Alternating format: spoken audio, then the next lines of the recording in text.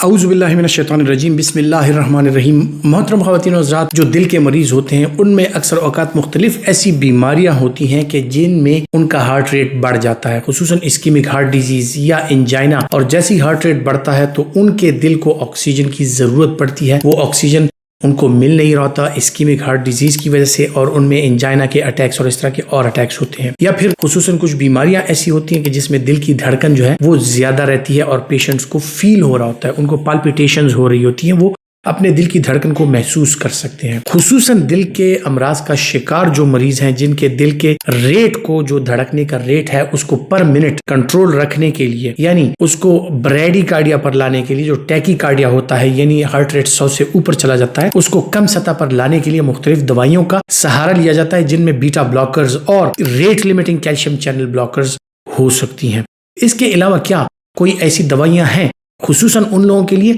कि जिन लोगों में अगर बीटा ब्लॉकर कॉन्ट्रा इंडिकेटेड हो, उनमें आप इस्तेमाल नहीं कर सकते, या उनको rate limiting calcium channel blockers जो हैं उनसे अगर कोई साइड इफेक्ट्स हो रहे हो। जी ख़वातीन हज़रात, आइवाब्रेडिन एक ऐसी दवाई है जो कि अमल करती है, जो आपका साइनोएट्रियल नोड है, ये दिल में एक खास किस्म का नुक्ता होता है जहां से आपकी पल्स अराइज होती है, और यहां से इलेक्ट्रिकल जो एक्टिविटी होती है, एक इम्पल्स होती है, एक करंट होता है, वो उभरता है और उसके साथ आपके दिल की धड़कन होती है। अब जब दिल धड़कता है, जितने साइनोएट्रियल नोड से, एसआई नोड से जितने भी इम्पल्सेस क्रिएट होंगे, उतना ही आपका दिल तेजी के साथ धड़केगा। तो कोई ऐसी दवाई जो कि साइनोएट्रियल नोड से इन इम्पल्सेस या इस इलेक्ट्रिकल एक्टिविटी या इस चार्ज को वो कम कर दे, तो उसके साथ दिल की धड़कन जो है वो कम हो सकती है। आइवाब्रेडिन इसी साइनोएट्रियल नोड पर एक्शन करती है, इसको कंट्रोल करती है, और इससे जो निकलने वाले इम्पल्सेस हैं उनको कंट्रोल करके आपका हार्ट रेट जो है वो कंट्रोल हो जाता है। अब हार्ट रेट कंट्रोल करने की जरूरत क्यों पड़ती है? हार्ट रेट कंट्रोल करने की जरूरत इसलिए पड़ती है कि बाज़ औक़ात जब दिल की धड़कन बहुत तेज हो तो उसकी वजह से एंजाइना के अटैक्स हो सकते हैं। तो आइवाब्रेडिन जो है स्टेबल एंजाइना में, जहां पर हार्ट रेट अगर कम हो जाए और एंजाइना का अटैक वो खत्म हो जाए, यानी दिल के धड़कन में कमी के साथ अगर चेस्ट पेन खत्म हो जाए, तो इसे स्टेबल एंजाइना कहा जाता है, और इसमें आइवाब्रेडिन का इस्तेमाल जो है वो कराया जा सकता है। फिर खुसूसन वो अफराद जो हार्ट फेलियर का शिकार हों, जिनका आउटपुट जो होता है वो लो होता है और उसकी वजह से उनके दिल की धड़कन जो है वो तेज रहती है, उन लोगों में, लेकिन जो स्टेबल हार्ट फेलियर का शिकार हो, यानी उनके बदन में सूजन ना हो और उनका हार्ट फेलियर जो है वो दवाइयों के साथ, खुसूसन जो पेशाब आवर डायरेटिक्स होती हैं उनके साथ, और ऐसी दवाइयां हैं उनके साथ कंट्रोल हो, और महज आपको हार्ट रेट कंट्रोल करना हो तो इसके लिए आइवाब्रेडिन का इस्तेमाल कराया जा सकता है। क्योंकि आइवाब्रेडिन एक रेट लिमिटिंग दवाई है, हार्ट रेट को कंट्रोल करती है, ब्रेडिकार्डिया काज करती है,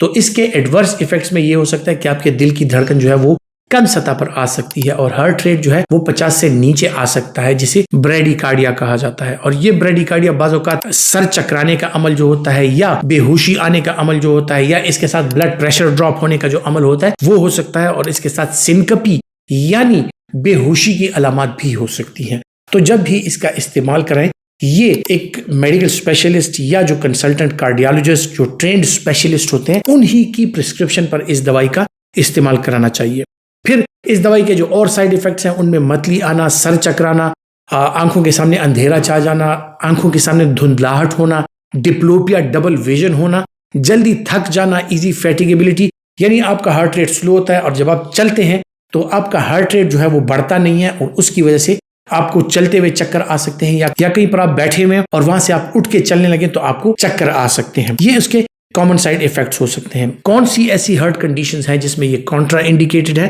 कॉन्ट्रा इंडिकेशन का मतलब है कि आप बिल्कुल इस्तेमाल नहीं कर सकते, जो आपको अनकंट्रोल्ड अगर हार्ट फेलियर का आप शिकार हैं, या वो अफराद जो कि एट्रियल फिब्रिलेशन का शिकार हैं, यानी उनके हार्ट की रिदम जो है उसमें एबनॉर्मेलिटी है, या वो एम्यूडरॉन वगैरह या इस तरह की और दवाइयों का इस्तेमाल कर रहे हैं जो कि वो ऑलरेडी जो हार्ट रेट है उसको मेंटेन रखने के लिए इस्तेमाल कर रहे हैं, तो उसके साथ भी इस दवाई का इस्तेमाल हरगिज नहीं होना चाहिए। ये दवाई प्रेगनेंसी में सेफ नहीं है, और इसी तरह ये दवाई मुख्तलिफ और जो रेट लिमिटिंग दवाइयां हैं उनके साथ, और ब्लड प्रेशर की और जो डायरेटिक्स हैं उन दवाइयों के साथ अगर आप इसका इस्तेमाल करेंगे तो इससे जो साइड इफेक्ट्स हैं वो बढ़ सकते हैं। उम्मीद करता हूं कि मेडिसिन नॉलेज के हवाले से जो मालूमात मैं आपके साथ शेयर करता हूं वो आपके लिए फ़ायदेमंद साबित होंगी, और अगर आप समझते हैं कि आपके लिए फ़ायदेमंद है तो ये वीडियो लाइक कीजिए, ज़्यादा से ज़्यादा शेयर कीजिए, और अपना बहुत सा ख्याल रखिए।